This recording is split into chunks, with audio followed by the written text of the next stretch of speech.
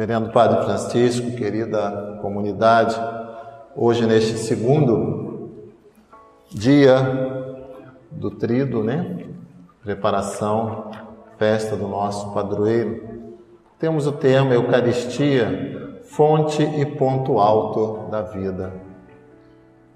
Ontem realmente foi um dia de grande graça, poder celebrar a Eucaristia, mais uma vez, mais um dia, estar aqui junto ao nosso sacerdote e ouvir as palavras da irmã. E hoje acordei exatamente com uma das frases que me ficou, Ao abrir os olhos, a gente pode passar a dizer, após a nossa reflexão sobre a misericórdia de ontem, Deus não desistiu de mim. Foi uma das palavras que a senhora falou bastante, não foi, irmã? Deus não desistiu de mim. Deus não desistiu de vocês. Deus não desiste de ninguém. Você falou isso para você hoje? Para você mesmo? Com essa convicção, eu estou aqui, acordei, vou viver a vida, mas, sobretudo, essa minha vida que quer ser uma vida em Deus. E saber que esse Deus não desiste de nós, mesmo diante da nossa miséria. Porque como a irmã também nos ensinou ontem, essa miséria bate sempre a nossa porta. A menos que a gente já esteja no outro patamar, ou se ache no outro patamar. Fora isso, a gente vai repetir as palavras, de Davi: a minha mãe me concebeu no pecado. E no pecado eu me encontro a cada dia. Mas eu sei que nesse pecado, Deus vem ao meu encontro e não desiste de mim. Exemplo disso, talvez um dos maiores, é esta mulher que hoje nós lembramos a memória, Maria Madalena. Depois de Maria, a mãe de Jesus, Nossa Senhora, é a mulher mais citada no Novo Testamento. Basta ler dentro dos evangelhos como era citada. E foi agraciada por Deus, por Jesus, para ser a primeira testemunha do encontro com o ressuscitado. Não sei se vocês têm ideia da vida de Maria Madalena, mas pensem numa mulher assim que a gente poderia fazer todo o mau juízo dela. Essa era Maria Madalena. Mas Jesus não desistiu dela. Jesus nos ensinou a comportar-nos com os nossos irmãos como Ele fez com Maria, amando-a profundamente. E o mundo é tão sujo, que quando o mundo cita... Todo ano tem uma historinha envolvendo Jesus e Maria Madalena. Vocês já prestaram atenção? Já? Como querem envolver Jesus com Maria Madalena, dizendo até que tiveram um relacionamento, dizendo até que viveram em outro lugar, dizendo até que teve filhos, Tal é a incompreensão do mundo da possibilidade de um amor tão puro, De um homem, na sua natureza humana, por uma mulher. E Maria Madalena se converte exatamente movida pelo amor. Quando ela encontra, então, um sentido para a sua vida.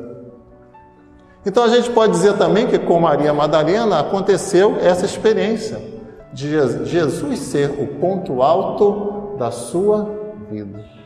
E por ele passou a viver. Todas as outras narrativas mostram Maria Madalena seguindo aos apóstolos, seguindo o próprio Mestre.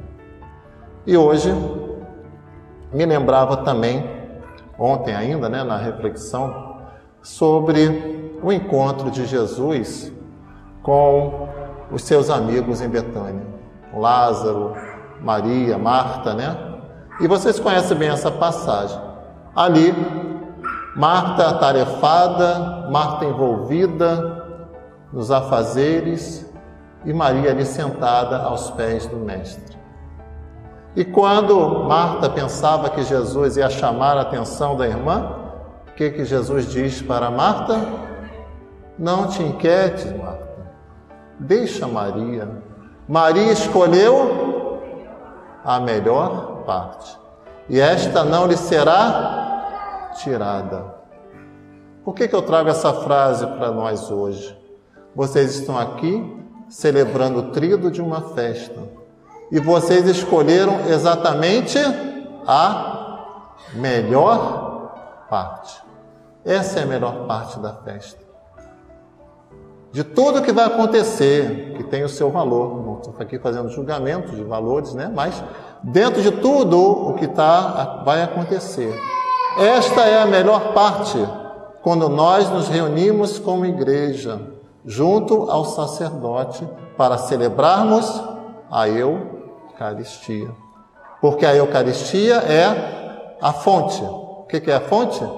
É a origem, onde nasce, não é isso? E o ponto alto da vida. Mas não de qualquer vida, da sua vida. Né? Vamos pensar na minha vida. Da minha vida, da sua vida, do que você é, do que você significa. E também do que você vai fazer ou faz. Mas o ponto maior, mais alto, é poder estarmos aqui celebrando essa Eucaristia. Como a gente canta, né, aquela música tão bonita da comunhão, quando a gente canta o estribilho. Já não falta nada, tenho tudo, tenho a ti. Já não falta nada, tenho tudo, tenho a ti. Olha a dimensão do que significa você proclamar isso. Tenho tudo. Ou seja, pode faltar tudo mais. Podem faltar os amigos, pode faltar a família, pode faltar a esposa, pode faltar aos filhos. Mas eu tenho tudo porque tenho a ti. E de fato, mesmo nessa dificuldade da gente afirmar isso, é a verdade. E é o cumprimento da palavra quando diz Jesus, né? Aquele que ama mais ao pai ou à mãe, as suas coisas, não é digno de mim. Então a gente tem que dizer isso mesmo. Eu tenho tudo, tenho a ti, tenho Jesus. Né? Então, é baseado no documento de Aparecida, vocês lembram, né? Quando houve aqui o encontro em Aparecida, latino-americana e do Caribe. No número 175 faz uma breve reflexão sobre a Eucaristia. E aqui, só também porque a irmã ontem citou, fez uma explicação teológica, né? Aí eu falei, bom, então eu vou ter que falar também alguma coisa teologicamente. Então, só para a gente se situar, fazer uma pequena distinção entre Eucaristia e comunhão. Tá? Às vezes a gente confunde um pouco as coisas. E também, às vezes, elas se misturam no texto. Mas quando a gente fala em comunhão, a gente está falando da nossa participação aqui. Quando você vem comungar ou receber o corpo e o sangue de nosso Senhor. Mas a Eucaristia significa a celebração, a ação de graças. É isso que nós estamos fazendo aqui. Mas para isso, precisamos ter quem presidindo? Um sacerdote. Então, a Eucaristia e sacerdócio estão intimamente ligados. Por isso que nós temos ministros extraordinários da comunhão. Não existe ministro extraordinário da Eucaristia.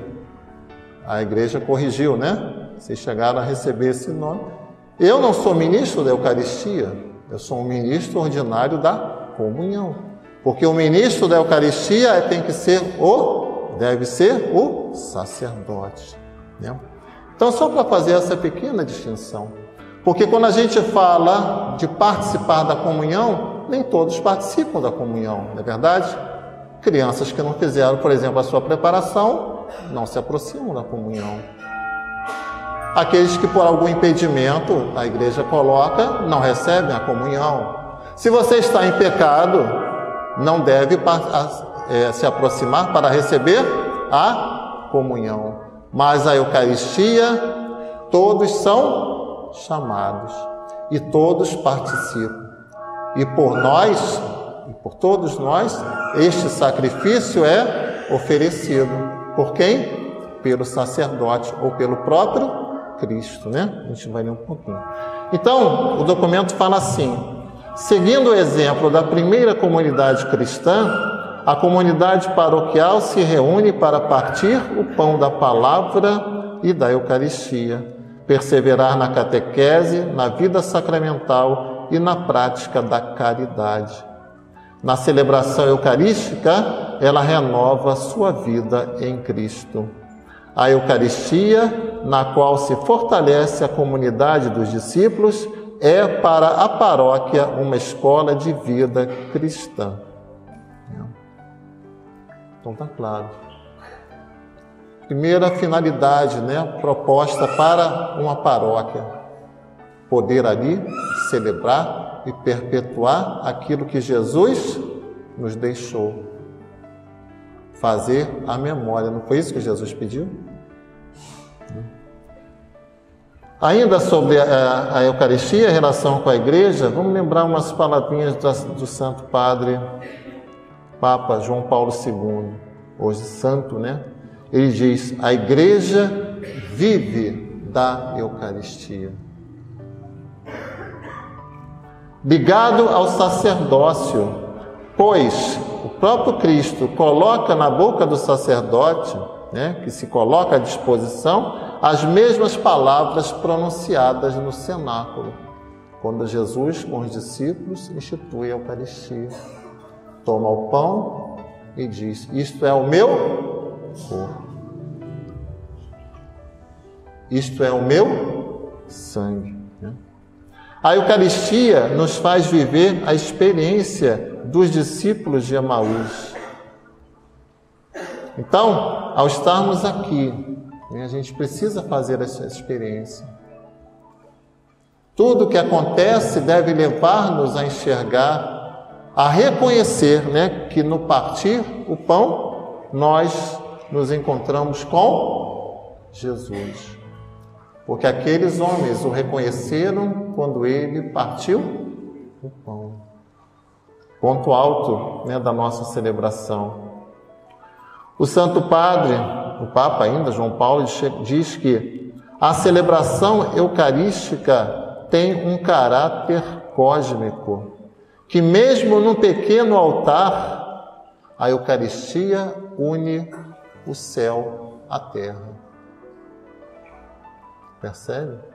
Aí eu me lembrava daquela celebração, né, que o Padre Francisco às vezes comenta aqui, né, quando ele estava no interior da Bahia, né, Padre, no seu Fusca. Naquele Fusca, naquele capô de Fusca, esse mistério ele é tão grande que ali o céu estava se unindo à terra. Não porque havia homens ali se congregando apenas, não, mas porque ali era o próprio Cristo que se oferecia.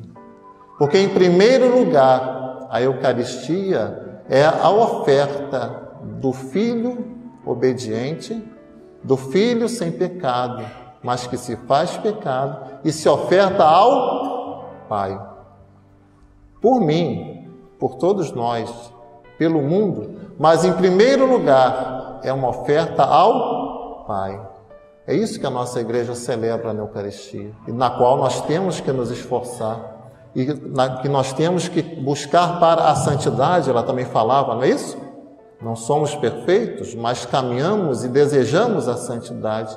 Mas a gente sabe que esse nosso esforço é limitado, exatamente pela nossa imperfeição. E Deus sabe disso. Por isso a necessidade, a garantia, como o texto também, né, dos prefácios da Eucarísticos falam, para oferecer um sacrifício que nos garanta a vida eterna. Porque as nossas obras, por melhores que sejam, não nos garantiriam o nosso acesso ao Pai. Foi necessário o sacrifício do Filho. E é esse sacrifício que se renova na Eucaristia. Percebe? Por nós e pelo mundo inteiro. Olha que beleza. Só na nossa igreja. porque só a nossa igreja mantém, permanece fielmente aquilo que Jesus fez e pediu.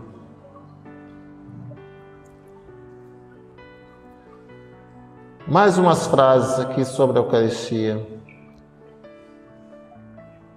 Quem se alimenta de Cristo na Eucaristia não precisa esperar o além para receber a vida eterna. Já a possui na terra. Olha, a vida eterna não é algo só que vai se concretizar sim no futuro, mas ela já é vivida aqui. Porque quem come a minha carne e bebe o meu sangue, esse já tem a vida. Fala, gente. Já tem a vida eterna. Então a vida eterna não é algo para o além. A vida eterna é algo aqui, agora, já vivido. Santo Inácio de Antioquia, numa carta que ele escreve aos Efésios, ele diz que a Eucaristia é antídoto para não morrer. Antídoto para não morrer. Já era a fé vivida ali das primeiras comunidades, né? Santo Inácio é ali dos primórdios da nossa igreja. Ele dizia, olha, aquele que recebe a comunhão, esse não... Porque essa é a palavra de Jesus, né? Estamos falando, então, de garantias, porque essa é dada pelo sacramento. Porque precisamos falar dessas garantias, exatamente por conta da nossa miséria, né? Porque se nós fôssemos esperar apenas de nós mesmos, coitados de nós, né? Coitados de nós. Mas quem nos garante é Cristo. Nela, na celebração eucarística, a adoração eucarística e com a prática do sacramento da reconciliação para comungarmos dignamente, ou pelo menos, o Padre Francisco, menos indignamente, nós somos preparados para dar os frutos permanentes da caridade, da reconciliação, da justiça para a vida do mundo. O documento também liga, claro, sendo a Eucaristia uma fonte, aos outros sacramentos, né? Ao batismo, à confirmação, à penitência, a unção dos enfermos, o próprio sacramento da ordem, né? Ou a vida em matrimônio também. Tudo isso ligado a esta fonte que é a Eucaristia. Portanto, a gente não pode, isso é importante, né? Já que estamos aqui celebrando o aniversário do nosso padroeiro, para refletirmos também, né? Sobre a missão da nossa paróquia.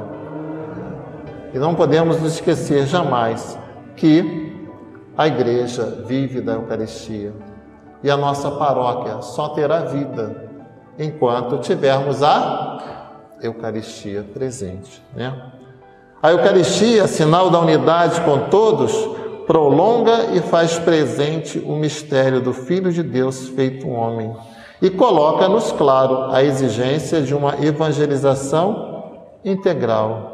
Não podemos ser alheios, lembro o documento, e ontem a irmã nos trouxe, né, várias situações concretas, aos grandes sofrimentos que vive a maioria da nossa gente. Toda autêntica missão unifica a preocupação pela dimensão transcendente do ser humano e por todas as suas necessidades concretas, né? Ontem foi falado bastante sobre essa questão das necessidades concretas.